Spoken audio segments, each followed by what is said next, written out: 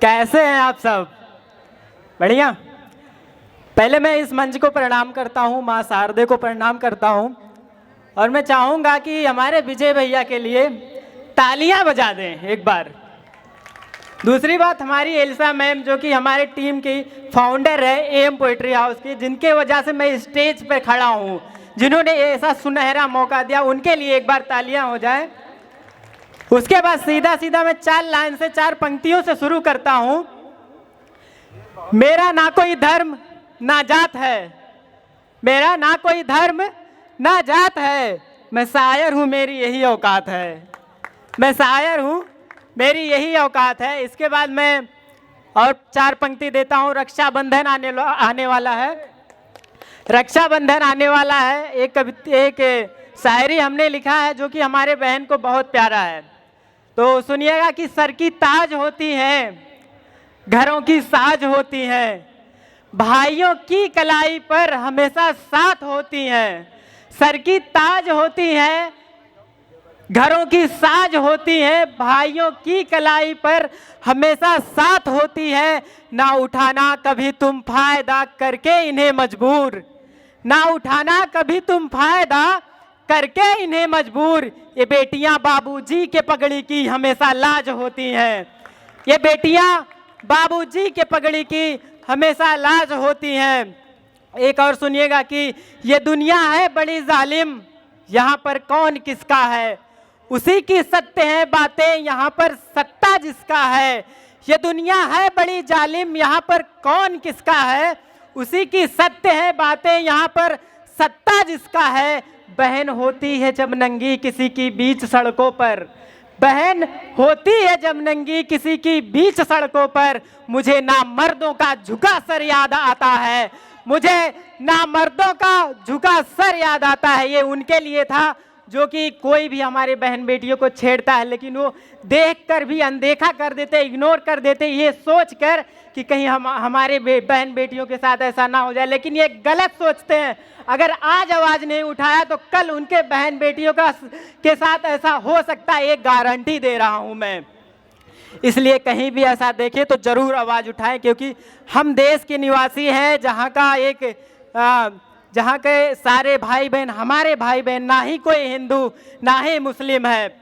ठीक, उसके बाद मैं नारी पर पढ़ना चाहूँगा कि ये दुनिया है बड़ी जालिम, यहाँ पर कौन किसका है, उसी की सत्य है बातें, यहाँ पर सत्ता जिसका है।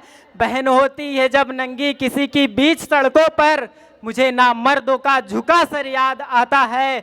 इसके आगे सुनना कि चले जाते हैं अक्सर वो जिन्हें हम प्यार करते हैं, चले जाते हैं अक्सर वो जिन्हें हम प्यार करते हैं, गुड़िया की तरह एक रोज जिसे तैयार करते हैं।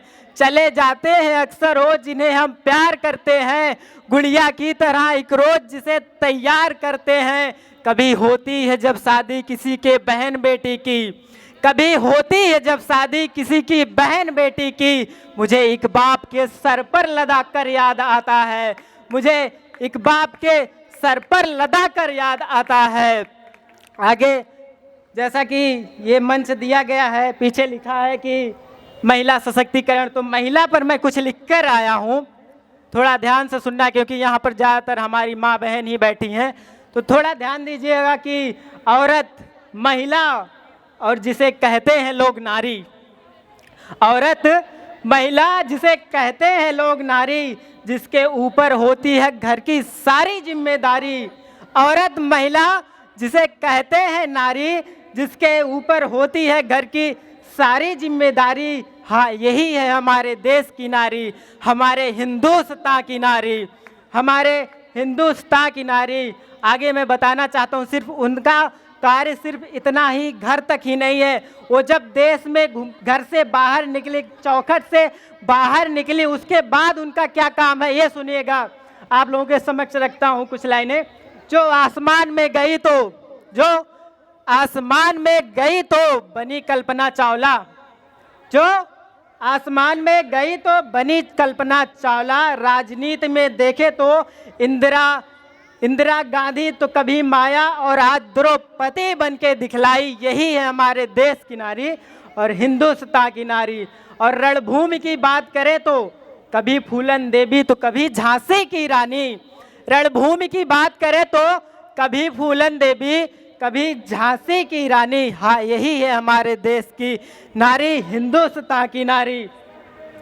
आगे सुनना कि और अगर रुख करे खेल की ओर, अगर रुख करे खेल की ओर, और अगर रुख करे खेल की ओर, याद करिए सोनिया और सिंधु को, याद करिए सोनिया और सिंधु को, और आज बनी मिताली। याद करिए सोनिया और सिंधु को, और आज बनी मिताली। हाँ, यही है हमारे देश की नारी, हिंदुस्तान की नारी। बेहद शुक्रिया। कभी माँ कभी बेटी, बहन तो कभी सास तो कभी बहू।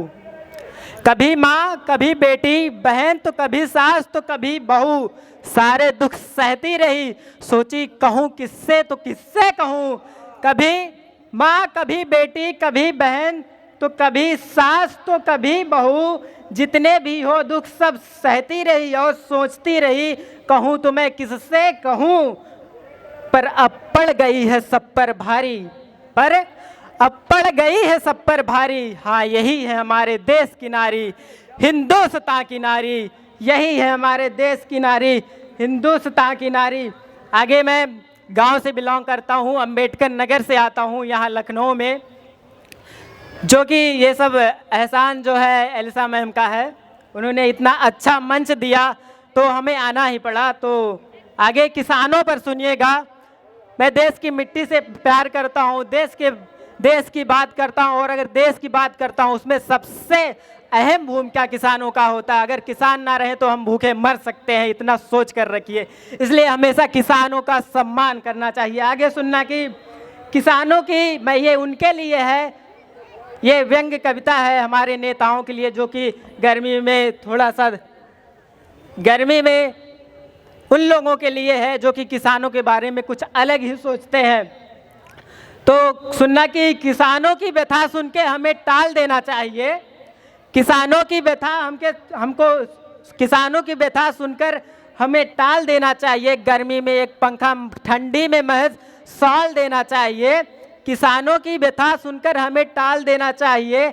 गर्मी में एक पंखा, ठंडी में महज शॉल देना चाहिए। और मैं कहता हूं कि जो कहे ऐसा किसानों के बारे में, तो जो कहे ऐसा किसानों के बारे में, तो उसे इस देश से निकाल देना चाहिए, उसे इस देश से निकाल देना चाहिए।